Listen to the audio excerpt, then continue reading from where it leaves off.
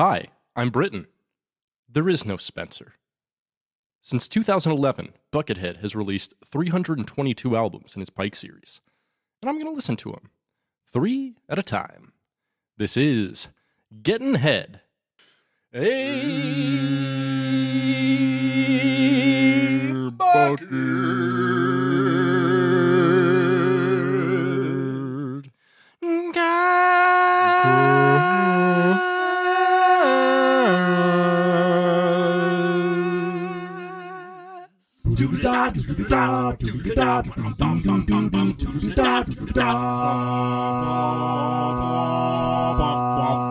Welcome, friends, foes, bros, and hoes, those who go, those who know, and those with stacks of hard-earned dough, those who glow, those who grow, weed or mushrooms, please contact me on any social media, those who stow away on ships, Bloods, MS-13s, and Crips, those on trips, hairdressers at great clips, and any cowboy who shoots from the hip.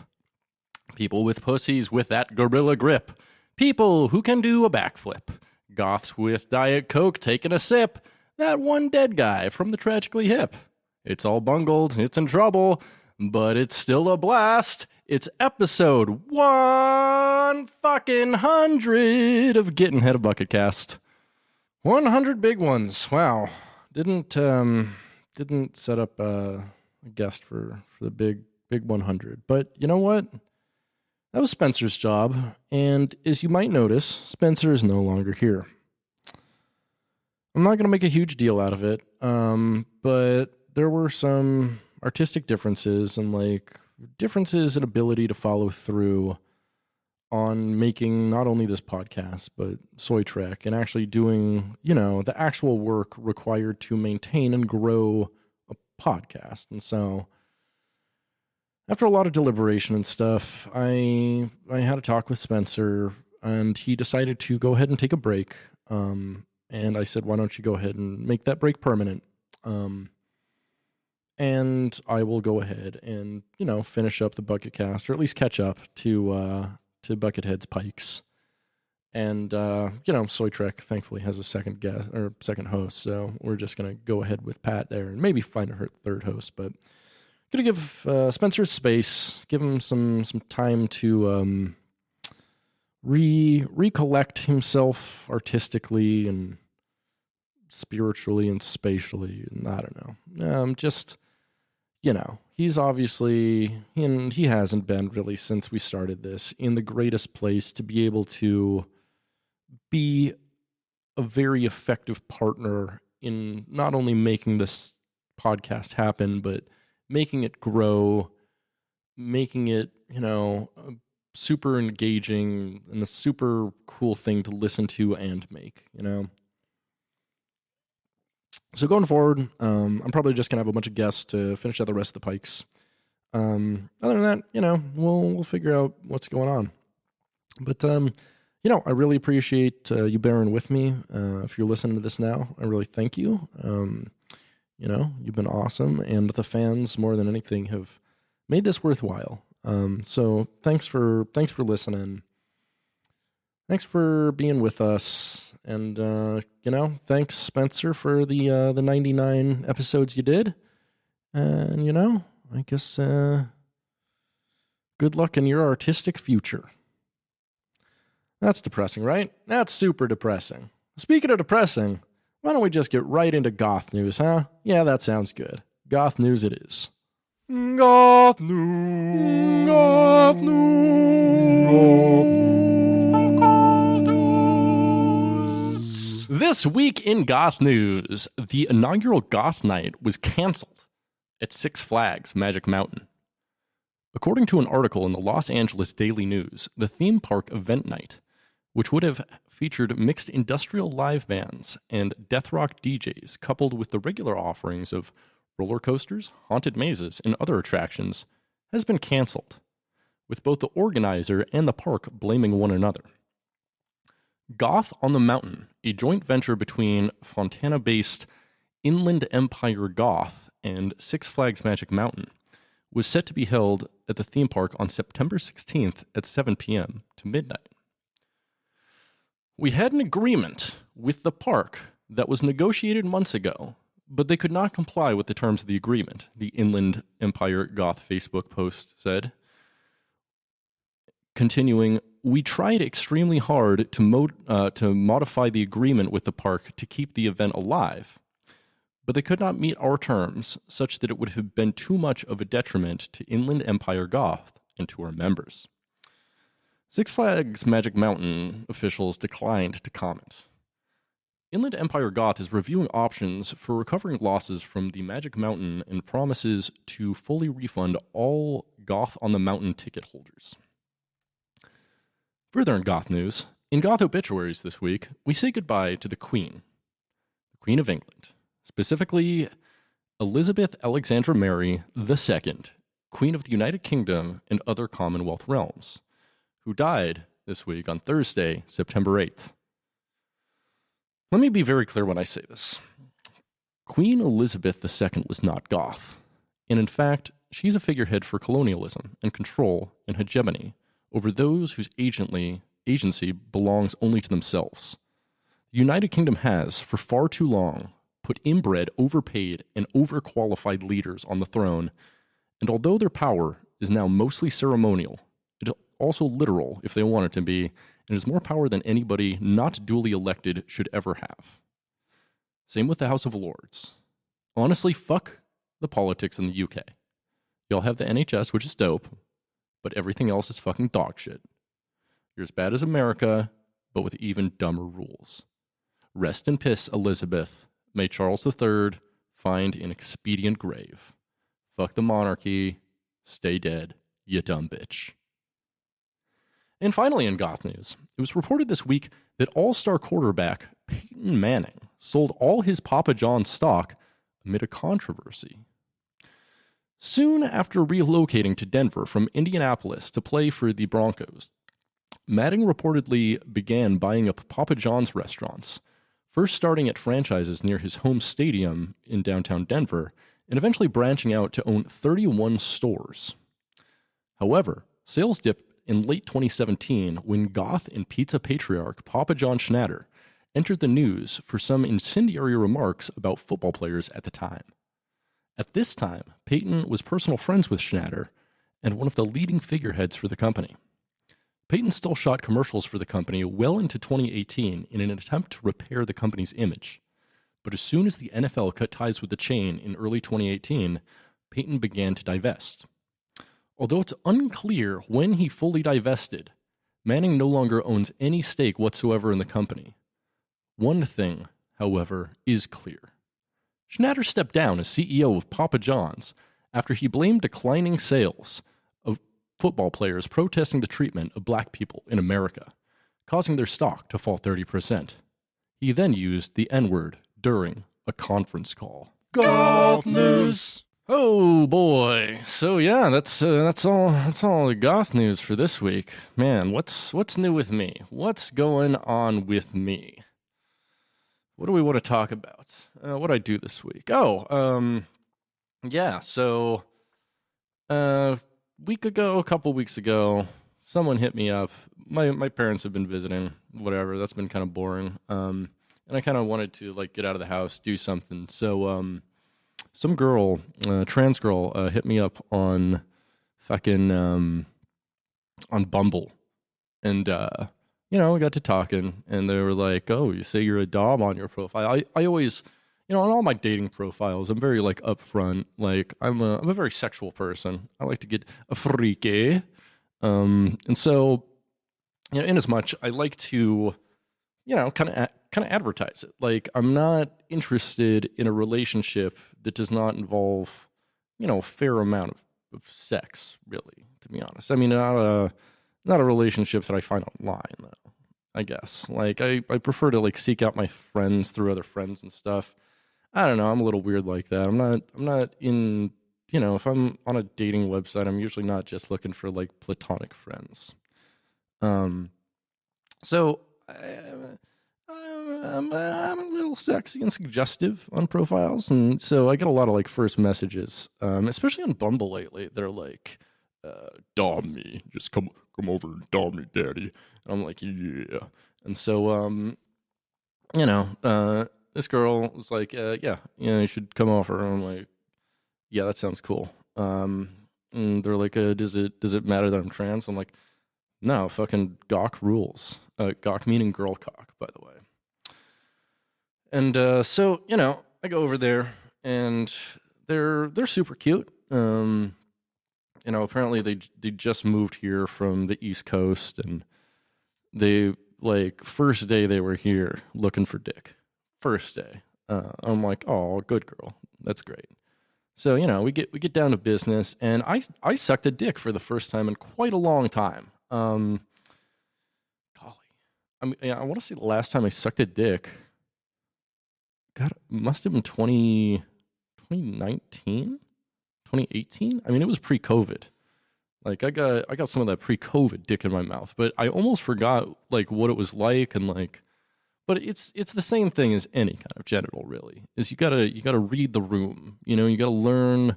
Everyone likes something a little different. Like, they sucked my dick, and I was like, you can be, like, way crazier with it. It's not very sensitive. And so they were, like, going hard with the teeth and everything, and they're like, are you sure that doesn't hurt? And I'm like, no, that feels pretty fucking good. I can actually feel that. Like, which, I get. No one wants to destroy anyone's dick, but I tell anyone I'm with, I'm like, hey, just, like, I mean, do not hurt the balls. The balls are sacred. The balls are precious. You can't hurt the balls. Don't do it. Not the balls, but the dick. The dick is like, gosh, I mean, you can do probably more to my dick, except for the head of it, than you can to basically any other part of my body before, like, a threshold of pain. Like, if you bite my arm kind of hard, it's gonna hurt. If you bite the shaft of my cock, I feel like I've just, like, beaten my dick so many fucking times. It's like, I mean, it's not, I mean, I can feel things. It's not like it's not sensitive. It's just not sensitive, if you know what I mean. And so they're over there fucking beating it up like a fucking, like, what's those things, the speed bag, doing a speed bag, yeah, and it was like, it was dope though, because so they had, like, the smallest, cutest cock I'd ever seen. It wasn't like a micro penis or anything. It was just like a tiny dick, a tiny lady dick, and it was just super cute. Doesn't come at all. It just, like, seeps out pre-cum and stuff. But I don't care. I don't need cum. Cum's whatever. Cum can be tasty. Cum can be disgusting. On the whole, like, on the average, cum don't taste great. I mean, you can definitely get used to someone's cum, taste their cum, and, like it, I guess. But there aren't many people who just, like, have naturally, like, delicious semen. At least to me. I don't know. That's kind of my thing, I guess. So yeah, what else has been going on this week? Oh god, I watched a movie last night. 2005's Camouflage. It's definitely, like, a later Leslie Nielsen film, who also has just, like, a bunch of people you don't know, except for William Forsythe is in there, and Patrick Warburton is also in there. Other than that, it is, like, a bunch of kind of nobody character actors and stuff like that. It's about, like, this unsuccessful actor who goes to be an assistant to a private eye who is played by Leslie Nielsen. And oddly enough, the film is co-written by none other than Billy Bob Thornton, which I find very strange. The director, I have no idea what else he's done. James Keach. I don't, like, have anything else he's done. Yeah, this was not a good movie. I would not recommend it unless you're a huge Leslie Nielsen head, of which I know zero.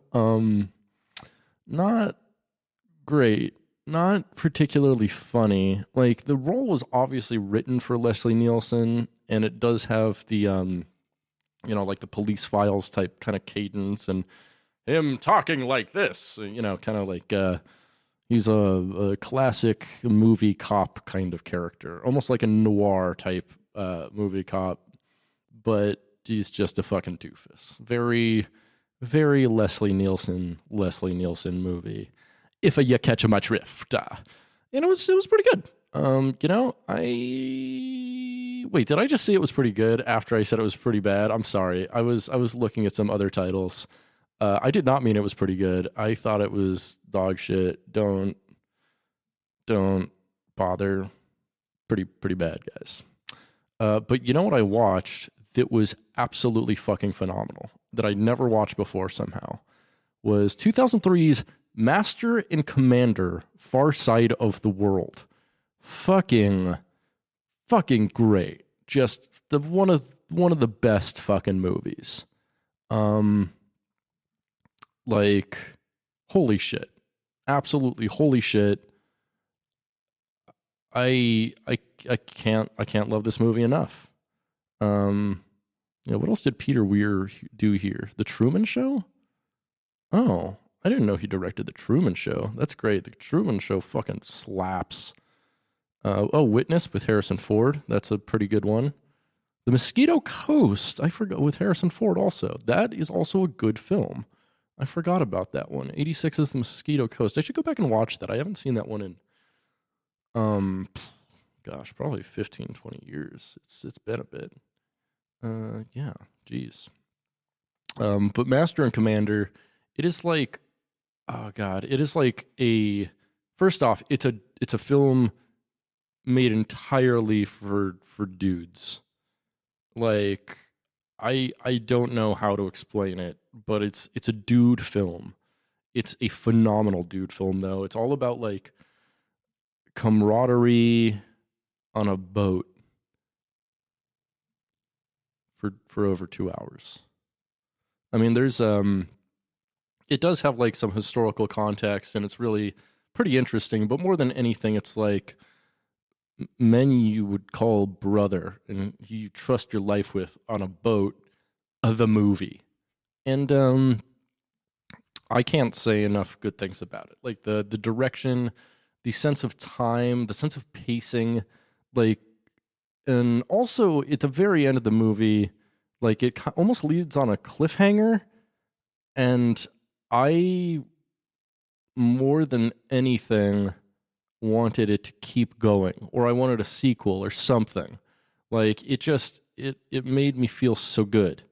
Apparently they spent like $150 million on the movie, though, because basically, I mean, everything they did was with, like, they built real ships for the fucking movie, which is insane and awesome, but it's just like one of the coolest period pieces. It's so thorough. Russell Crowe is so fucking commanding in the film. It is a film to be beheld. It holds up better than I think any other film from 2003, I'd say. I can't think of a single film from 2003 that I've watched anywhere recently that is nearly that good. Yeah. Fucking watch Master and Commander. It's great. Anyway, speaking of a master and a commander, I think it's time for a bucket fact. Bucket fact, bucket fact, bucket fact, bucket fact, bucket fact, bucket fact, bucket fact, bucket fact, bucket fact. Hey yo! It's Bucket Facts. Today we're going to dive into a couple albums Buckethead appeared on in the early 90s, released by the band Icehouse. Yeah, you heard that right. Just like the cheapest beer in the grocery store, Icehouse. Icehouse is an Australian band, originally billed as Flowers, best known in Australia in the late 1970s Sydney pub scene and later in the early to mid 80s for their more mainstream radio success in Europe and the US. Icehouse were early pioneers in the use of synthesizers and the Fairlight CMI computer in popular music, which was a very early digital audio workstation developed in the late 70s that cost £18,000 new, which, adjusted for inflation, today is $100,000. American. Think about that. Paying $100,000 for an instrument, and multiple people have these. That's insane. Icehouse met Buckethead, like many musicians in his early days met him, through Bill Laswell. Laswell was contacted by the band to do a remix of their song Big Wheel, and being involved with Buckethead and Praxis at the time, Buckethead was invited to lay down a guitar track for him. Icehouse loved his work and consequently asked Buckethead to come back for their next remix album, Full Circle. This album also featured Laswell, as well as then member of Praxis Bernie Worrell, R.I.P., to lay down some keys. Engineering duties were handled by none other than Oz Fritz, who's a legendary sound engineer, and as I understand it, the guy who did the live sound at the most recent Praxis show, which is totally fucking awesome. Old friend Bill Laswell's. Although Big Wheel is mostly just versions of one song, I can't recommend the follow-up Full Circle quite enough. I listened to the full album and honestly didn't recognize them until the second-to-last track, Great Southern Mix, which is a remix of their song Great Southern Land off of their album Primitive Man, or Primitive Land, something like that. Which, if you're as old as me, I think you might recognize. I feel like the song got a ton of airplay in the 90s and was definitely licensed to a ton of different movies and TV shows. But then, after researching that line that I just said, I realized that maybe only I will recognize this song, as its most notable use was in 1988's Young Einstein, directed, written, and starring Yahoo Serious, which I just watched a couple months ago, and it fucking sucks. Don't watch it. It's this weird retconning about Einstein, like, making beer bubbly. It's so dumb. I hated that movie. Regardless of Young Einstein, I enjoyed the shit out of this album and would recommend it to just about anybody. It's a really unique, sometimes sparse, but meticulously organized pop soundscape that I can't really directly compare to anybody at the time or really anybody now. Regardless to say, it's pretty fucking rad. Bucket Facts. We listened to 3 more Pikes this week. 3 more Pikes this week. I'm just a freak. I don't know. Okay, so let's get into it. We listened to Pikes 303, 304, and 305. Castle of Franken Berry, Rainbow Tower, and Two Story Hourglass, respectively. Let's start out on 303, which is, you might know, the area code for Denver. And also an annoying, I don't know, pop band from the early to mid-2000s. I don't know. They were like, a couple scene girls were really, really into 303 for whatever reason. Who cares? Pike 303, Castle of Franken Berry, released on January 11th, 2022, 11 days after Cyborgs, Robots, and More. This one runs 27 minutes and 12 seconds long, and it's just 2 tracks. First off, we need to talk about Castle of Franken Berry. He's talking about Franken Berry like the cereal, right? I wonder if he like encountered any kind of like pushback. I mean, I'm not sure if it seems like I don't think corporations really care about Buckethead, which I find strange. Like, KFC has never seemed to care at all about Buckethead, which I find very strange because he's like a celebrity whose costume includes their branding. But I think maybe the fact that he's like so pure and everybody loves Buckethead. I mean, no one hates Buckethead. Like, people, if they don't want to listen or see Buckethead, they just don't look at him. Like, he's not a controversial figure. He doesn't say or do like terribly controversial things. He's just a weird guy who's quiet and, doing his own cool thing. So, first track on here is Enter the Skywalker, which is a a song that is very, very reminiscent of Led Zeppelin, and inasmuch, very reminiscent of Pike 299, Thought Pond, which was 2 episodes ago. It's an album that like sounded just a lot like, every track sounded like Led Zeppelin riffs, and this is basically a ton of tracks shoved together. They kind of do have a through line, but it all is a very like bluesy old rock style that's kind of big and noisy with like driving drums, and it sounds like largely like a tribute to Led Zeppelin. It's pretty cool. It's the drums sound really good. The album has bass, which a couple of the last ones haven't, but it's mixed way far back and doesn't have a ton of space. It doesn't take up a ton of mix, so it's like whatever. It's mostly drowned out by the bass drum. I feel like Enter Skywalker is probably a mix of like Enter the Dragon, the Bruce Lee film, and Star Wars, which is very, very Buckethead, and kind of would make sense. After about 6 minutes through the song, Buckethead changes it up from a Led Zeppelin riff to something a little bit grungier and a little more alt metal.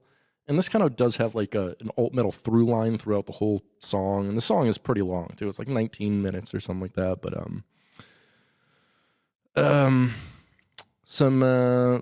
even throughout all the alt metal though, it still does have that kind of bluesy Zeppelin through line as well. So the whole song is a very like Buckethead alt metal take on Led Zeppelin in a way, which is kind of interesting. And so a lot of that though too, and as we discussed on some of the past stuff, when he does something that sounds like another artist, but he like leaves out a crucial element like vocals, like the album does in parts sound like really sparse because of that, you know?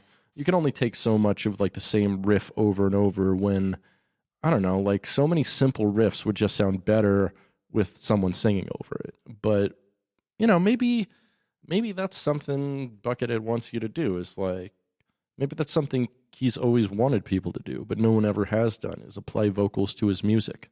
Maybe that's something I should do. I don't know. Tell me what you think. Is that a good idea? Should I do vocals to Buckethead's music?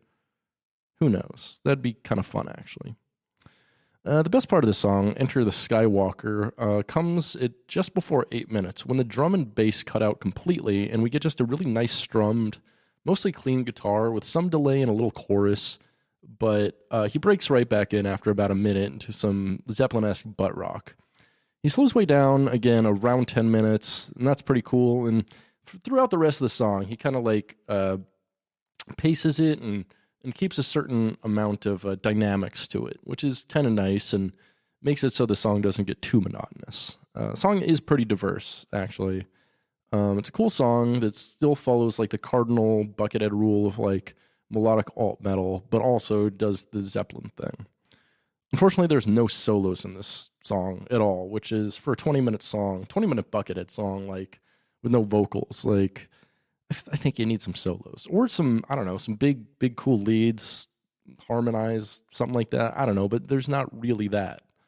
Other than that, I think it kind of stands on its own as a Zeppelin tribute, much better than the entirety or even any one singular track on Pike 299 Thought Pond. It may be a little too long at about 19 minutes, but it does use its time pretty well. Next track on here is Castle of Franken Berry. So exploring the domicile of the monstrous cereal magnate here, this song is an absolute fucking banger. Just like 8 or 9 minutes of awesome different flavors of metal, from speed metal to death metal to thrash to arena type stuff, even some like almost like panic core, deathcore type stuff, not quite so breakdowny, or didn't really have like the double bass and like kind of thing they do in hardcore, but it was, it took elements from it, which I thought was pretty cool. This is probably going to be my track of the week. This one was so much fun. It was just a fucking, it was a rip banger, ding danger. Stick it in your pie hole, you know what I'm saying? Overall, this album was pretty good. I like it a lot more than, what he's been doing, the past like 10 Pikes or so. It felt pretty rounded out. My only real complaint is, he just, first off, the first song was a little too repetitive, and I'm not super into like Led Zeppelin, so it was like, whatever. And second off, he needs leads. He needs leads, needs solos, not on everything, but on stuff like this, that's just like, long riff songs with a lot of repetition. You gotta have vocals, and since you don't have vocals at all, Buckethead, you gotta get into them leads. You gotta be like The Who, live at Leeds. You know what I'm saying? Something like that. But overall, this is a pretty good album. Definitely better than average, I'd say. Slightly better than average. It's not a total banger, but it is pretty good and slightly better than average. Moving on, we have Pike 304, Rainbow Tower, released on January 20th, 2022, just 9 days after Castle of Franken Berry. This one clocks in at 27 minutes and 24 seconds and is 4 different tracks, all of varying lengths, nothing that takes up half the album or more. Starts out on track 1, Rainbow Tower, which has some pretty cool alt metal here with some ethereal backing keyboards. It's a pretty powerful, kind of epic song that's very melodic. I don't know. It's not like power metal or anything. It sounds like another metal band trying to play what they think is kind of power metal. Like, almost, what was that? You know that cover of Holy Diver by Killswitch Engage? It's like kind of like that treatment of a different kind of metal. So, more clean, a little more alt, a little more updated, but still sounded really cool. I like Rainbow Tower a lot. Next track, Toy Museum, track 2.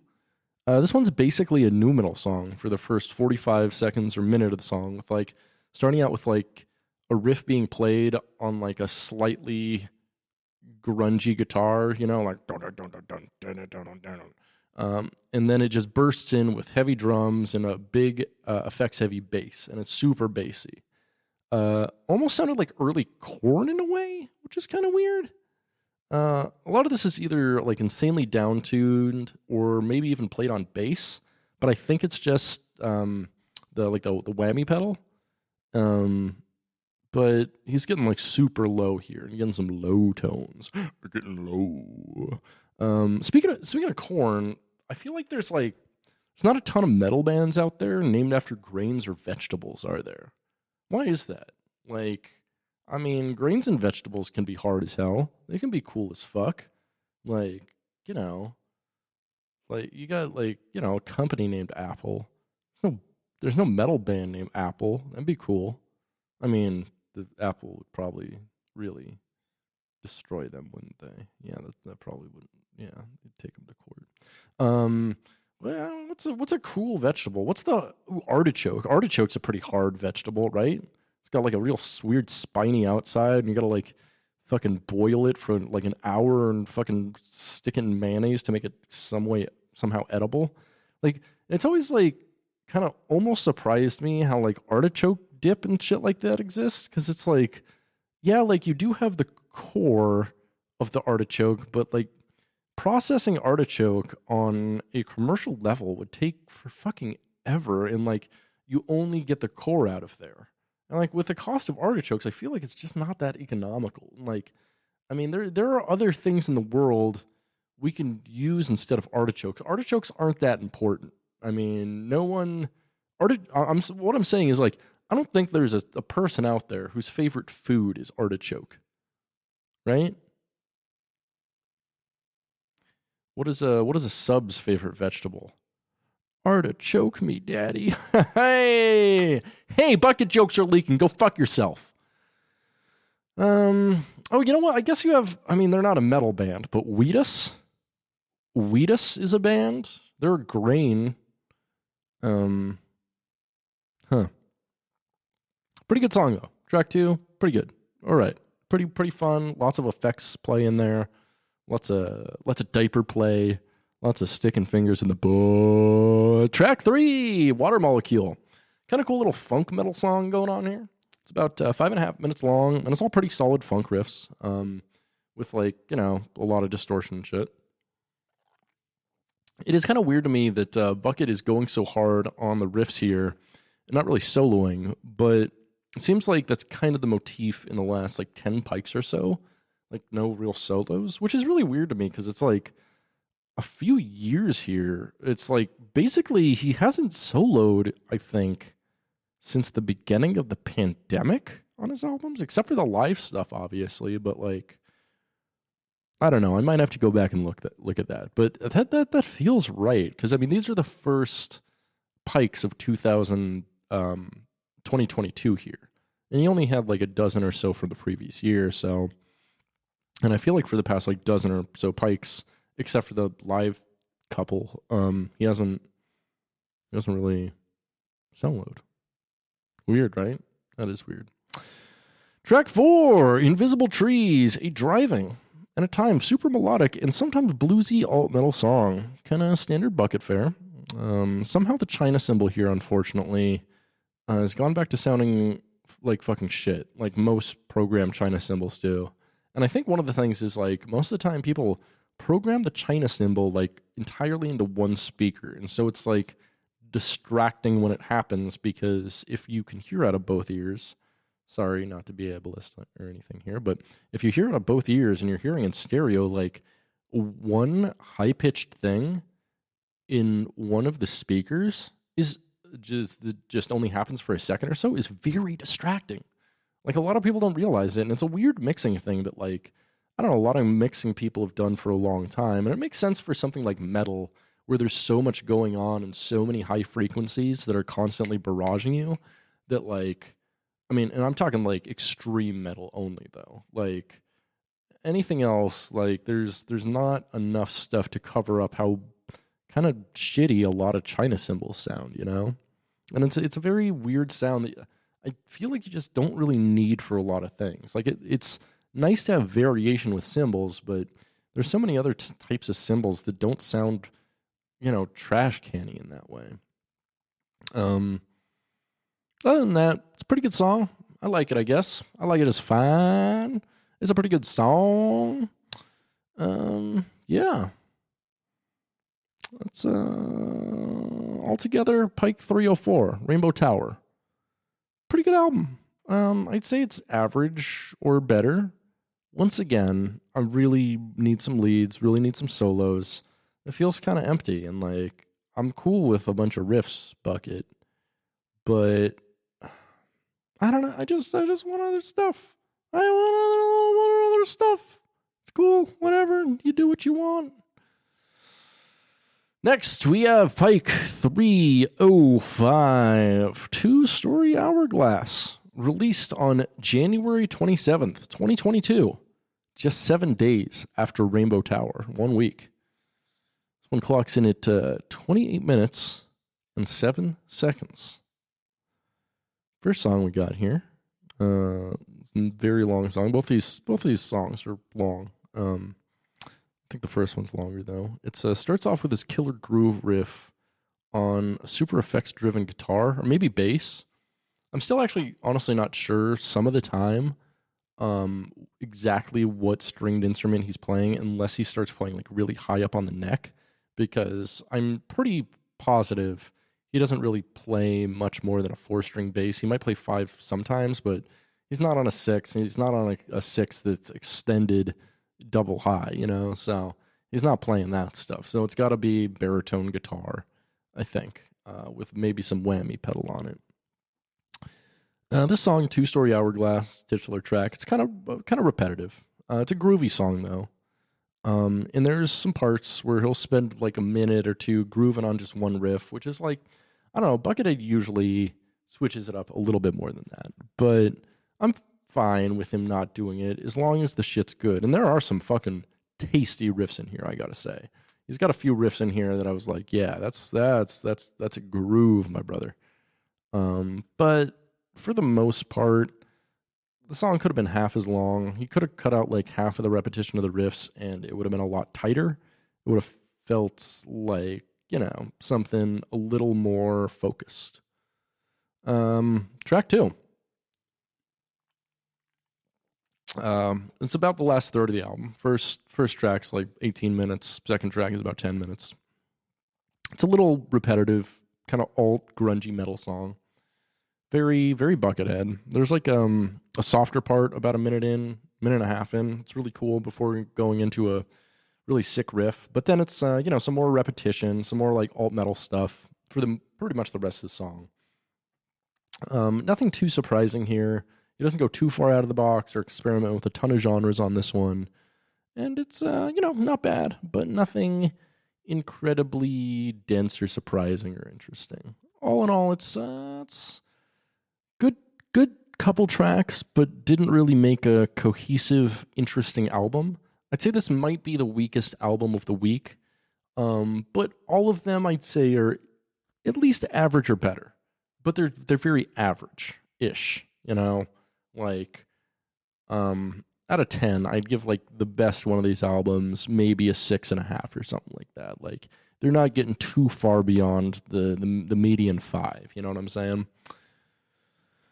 Gosh, Two Story Hourglass. What's the biggest hourglass I've ever seen? There was a giant. For some reason they had a giant hourglass at this old fucking winery in. It was either France or Italy. I want to say it was Rome, but it could have been Paris. I don't even know. I was drunk most of that time I was in Europe. Europe's a great place to get drunk, I'll tell you that. That's because they have much cheaper, much better alcohol. And also, like, no one motherfucking gives a fuck if you're, like, day drinking or anything. I don't drink anymore at all, actually. But if I did, I should have been in Europe. I would have been a much better drunk in Europe. You know what I'm saying? Much better drunk in Europe. Well, I guess that is all the albums for the week. And with that, I think it's time we take a trip into the Bucket Void. Statements from the Bucket Void. Bucket Void.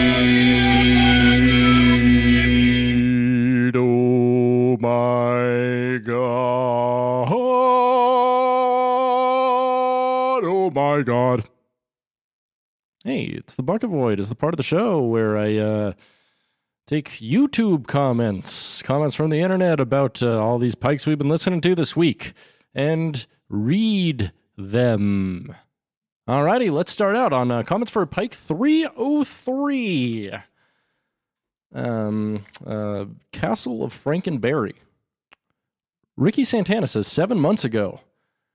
That sounds like pretty, the slug again. Tastes magnificent. Okay, Ricky, that's a thing. Thank you, Ricky Santana. Featuring Ricky Santana, featuring the guy from Matchbox 20. Wow, I robbed Thomas of Matchbox 20. I'd fucking drop the ball on that. I'm so sorry, everybody. Anyway, moving on. Kenny DD says 7 months ago, that got a heart condition. Should be playing Celine Dion. Yeah, I mean, that's kind of insensitive to his condition, but perhaps softer music wouldn't be the worst idea for him to play. But, he's a shred master. A bucket's got to do what a bucket's got to do. We love Bucket. Continue on Pike 303. Guy DeBoard says 7 months ago, edited, if he tries to improve his composing skills and develops his ideas, maybe he could record one real album. Sorry, I find boring and flat his hundreds of quote-unquote records. Try John Schofield, Jim Hall, Alan Holdsworth, Pat Martino, Scott Henderson, ... People didn't love this. People did not love this at all. Ben McKenzie replies to him 1 month ago. Oh, why, listen then. Maybe to the ones you listed and until you can't even write, compose, and play 100th of the music Buckethead's quality, maybe your opinion should be worth possibly entertaining. Guy DeBoard responds to him 1 month ago and says, "You're right. Indeed, I scarcely listen to his millions of Pikes. Only a few are interesting." Wow. Man. Gosh, Guy DeBoard, I don't think you have. There's a lot of good Pikes. Go fuck yourself, Guy. Go fuck yourself, Guy. Moving on. Last comment on Pike 303 here, Castle Franken Berry. C's Circle of Cleaver says 7 months ago. "This is not a song. It is a look inside the mind of Buckethead. His riffing and noodling are mesmerizing. He's in the groove, and this is what comes out of what on anyone else would be called a soul. Bucket is in the zone, and the music has taken over the machine. The drumming also rocks." Cool. Interesting opinion. It was not a bad Pike. Don't totally disagree with that. C Circle of the Cleaver. What the fuck does that even mean? I don't even know. Ooh, and look at that. All right. Well, we're going to visit an old friend, specifically just for this Pike this week, because he only left one comment. Who is it? It's our old friend, Jordan Vine. Master of the ship key, a bucket thought divine. A mentor extraordinaire, it's time for Jordan Vine. Jordan Vine says 7 months ago about Pike 303, Castle of Franken Berry. Sensational and awesome! I really don't care what he does. I'm not gonna whinge and whine, moan and complain. Oh, he's done this before, or he's done that before, and why did he do this? And why did he do that? Etc., etc., etc. I just do one thing.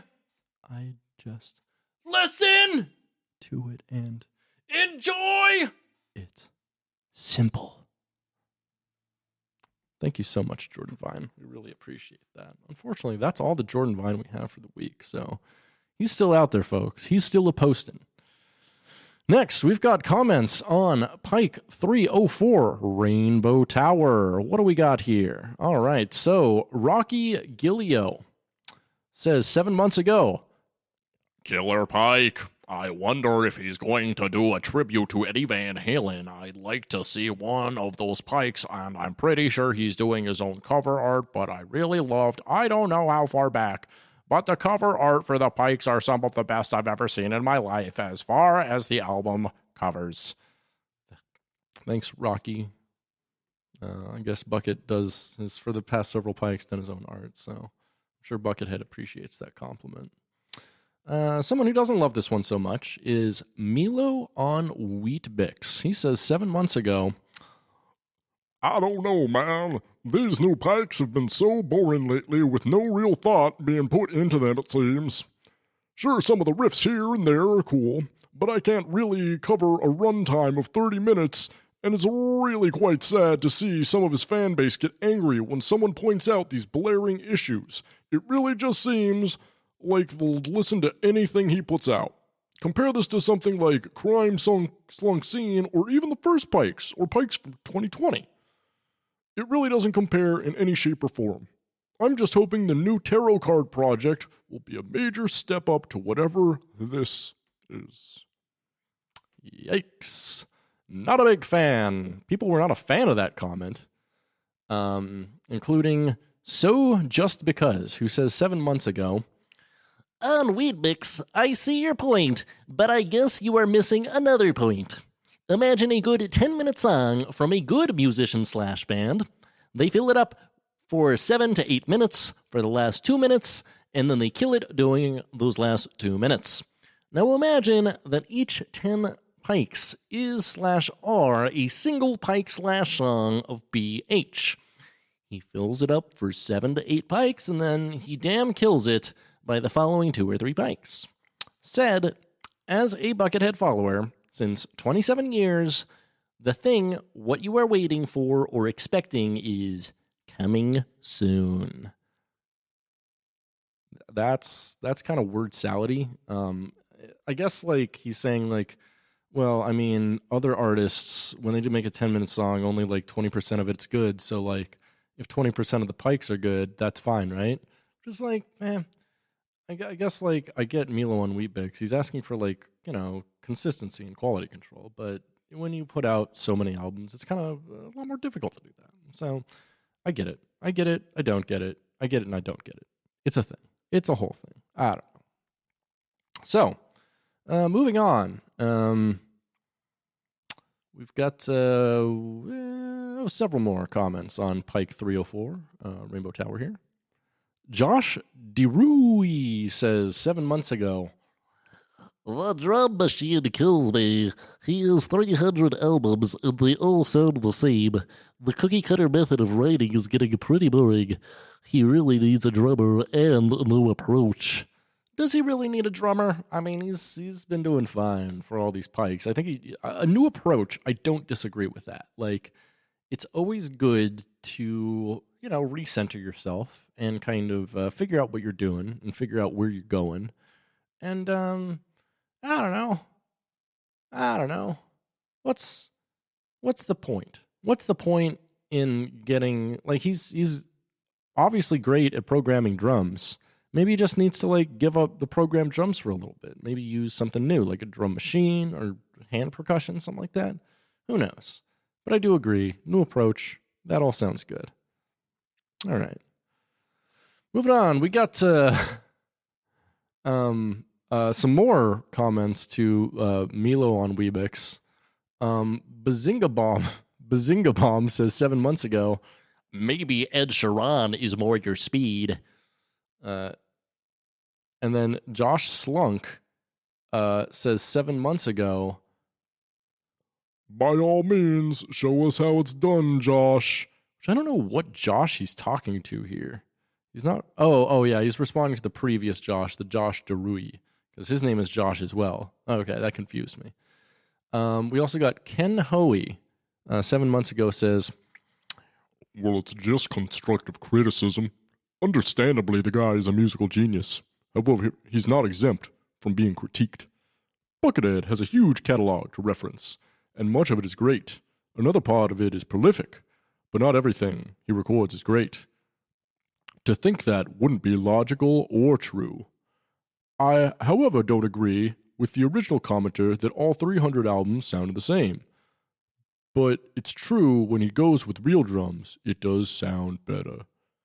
Yeah, I guess he does sound better with real drums, but I mean, I guess that's not really the point of the Pikes. Like, the point of the Pikes is, like, his own artistic freedom and being able to, you know, get by without the studio system, and I guess kind of without a drummer, because, like, you know, there's only been a couple guys he's really relied on his entire life to play drums for him, and it obviously takes him a long time to, like, form trust bonds with people, which I like to think is why for the first several years of his solo career, he really didn't play out live much, and he only played with very specific people, and he still does, you know? I mean, what other drummers has he really played with, not just guesting, besides Pinchface and Brain for the past, I don't know, 15 years at least? I mean, it's just been the two of them, so I don't know. Like, yeah, it'd be cool to hear him play with a new drummer, but it's, you know, either like he gets Brain back, but Brain's busy doing a ton of other stuff, or Pinchface, who's busy being a fucking real estate agent, or he just, you know, figures something else out, forms new bonds, which might not be happening, or, I don't know, try something new. Who knows? But yeah, I agree with a new approach. A new approach is good. Let's Pike 304. Let's move on to comments on Pike 305, Two Story Hourglass. All right, what do we got here? Davey J says 7 months ago, the fact that he has given up on soloing and shredding in recent Pikes only inspires me more. I'm not a lead guitarist, but love playing these types of riffs. I permanently fractured my left arm and shoulder a few years ago, which made playing impossible. How do you permanently fracture your arm? That was until I discovered the genius of Buckethead. His inspiration not only encouraged me to pick up the guitar again, but also to adapt a new playing style to fit around my disability. I have made an album of 13 guitar tracks and now working on a second album. I owe everything to this wonderful human being that is Buckethead. I love that comment. I love someone being like truly inspired by something.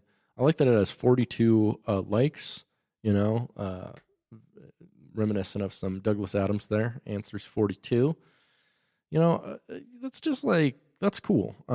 I don't, I'm on record on this podcast, specifically the one you're listening to, not being too thrilled about him not getting into solos, not getting into lead work, but that like kind of recontextualizes it for me a little bit. Like he's inspiring someone who has a limited ability in some way to play, and Buckethead lessening his ability and inspiring others with less ability is fucking cool, actually. And I respect that, and I respect this guy's. More than anything, I respect this guy's perspective on it. I mean, that's a really positive, cool perspective. So thank you, David J. We like you. It's positive shit. Moving on, we got Joseph Mardish, who says 7 months ago, I love the less shreddy Pikes. For all those bitching, there is almost 300 Pikes chock full of shredding, gnarly soloing, so go check what he has already. Also, I feel it shows skill and style to switch it up. I love some of his mellow stuff the most, like Electric Sea and Trace Candle to name a couple. Buckethead, thanks for the music and variety. That's another perspective there. Like, I can see you being into this if you just like a huge variety of stuff, but I'm not someone who listens to a ton of like very repetitive instrumental music unless it's something like ambient or like EDM, I guess, at some point. But when it comes to like instrumental rock, when it gets like super repetitive, especially like now that we have DAWs, we have digital audio workstations, and it's possible to basically copy paste a lot of stuff. Like a lot of stuff that sounds more copy pasted and it's more repetitive ends up sounding like lazier in a way. And there was a time where like back before they had that, back in like the 60s and 70s, if your band could play like robotically and play the exact same thing over and over, that was awesome. That is exactly what you wanted because it was a cool studio sound. But like the more polished things have gotten, the worse polish on recorded music sounds to people, who record music, especially. Like, I want a rawness. I want a live kind of feel to a lot of stuff. And like, the more polished up it is, the more of repetition of the exact same thing over and over it is, the less interest of mine it has in general. Moving on. I'm going to probably close out the bucket void with this. Tim Twohig says 7 months ago, I am a shredder.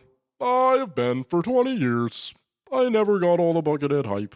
Hell, I even worked with him once. Pretty good, but not worth all the hoopla I heard until I fucking get now. Can't believe the years I wasted not paying attention to what was happening in Buckethead land. I guess I heard him, just never listened. Proud to say I'm a vet now. Seen the beauty. Seen the serene landscapes. I felt the heartbreak and loss. The insecurity and anxiety. And the blood. The glorious blood and horror of it all. The anger, the rage, the love, and the fun, goofy silliness. It's all within Buckethead land. Becker, Friedman, Vi, Soch, Gilbert, Howe, McAlpine, Moore, etc. The technique, the emotion, and the mastery of the instrument has always been what I respected and admired, but none of them, and I mean none, well, you can't fuck with Becker. No one will ever be on that level. Can touch BH. He shreds with the best of them without breaking a sweat.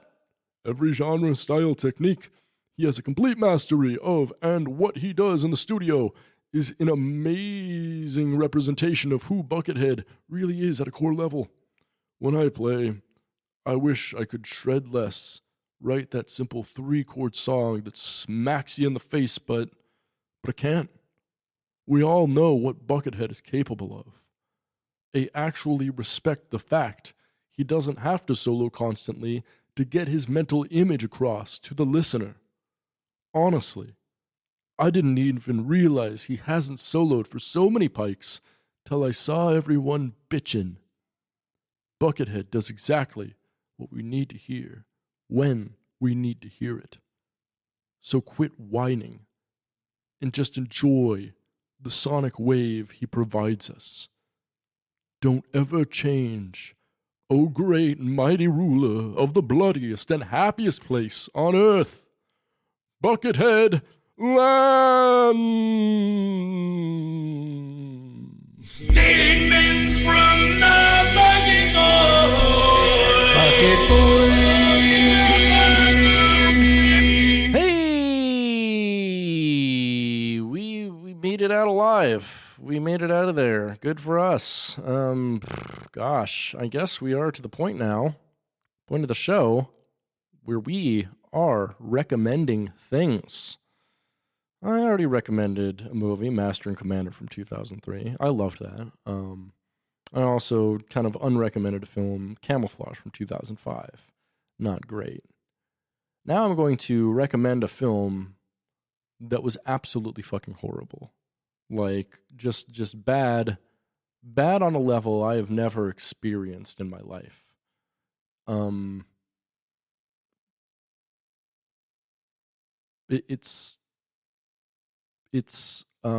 think the Los Angeles Times' Kevin Thomas summed it up the best when he said, "Meet the Family is an experience to be missed." Basically, Meet the Family from 2005 is an urban comedy that takes place in an African-American family's dining room. The Rump family has congregated for dinner in order to meet the eldest son Humphrey's new girlfriend, Lacey. Humphrey, however, thinks that bringing Lacey home to meet his parents, he has no idea that his siblings, grandparents, and other family members and friends are waiting to meet his new lover. When the family meets Lacey, hilarity ensues as they are not expecting a petite white female to be on Humphrey's arm. The Rumps do not try to put on a show for Lacey. They remain their funny and sometimes crude selves. Their naivete adds to the comedic element because even Grandma's sexual innuendos go over her head. The Rump family embraces Lacey as one of its own, and Lacey springs some of her own surprises at the dinner table. This was a bottle episode of a movie.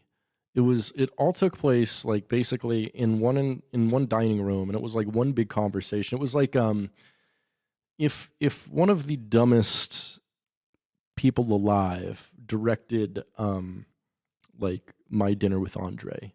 It was a series of conversations around the dinner table. It was like My Dinner with Andre mashed up for some reason with Nutty Professor 2: The Clumps, and it had like the exact same like fart humor and everything. And in as much like one of the main characters, Humphrey, who I mentioned, looks exactly like fucking the Nutty Professor, whatever Clump, played by Eddie Murphy. Like, he's a fat dude who's a scientist with a mustache. It's like such a weird ripoff in so many ways, but at the same time, it is so entirely original. And I've never seen anything quite like it.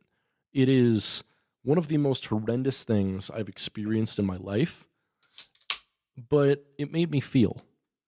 It made me feel something. And that means it's real art. So I highly recommend Meet the Family from 2005. It is one of the worst and best and dumbest things I have ever experienced. Speaking of bad and dumb and stupid and whatever, I think that means it's time for my favorite part of the show. It's time for some bucket jokes.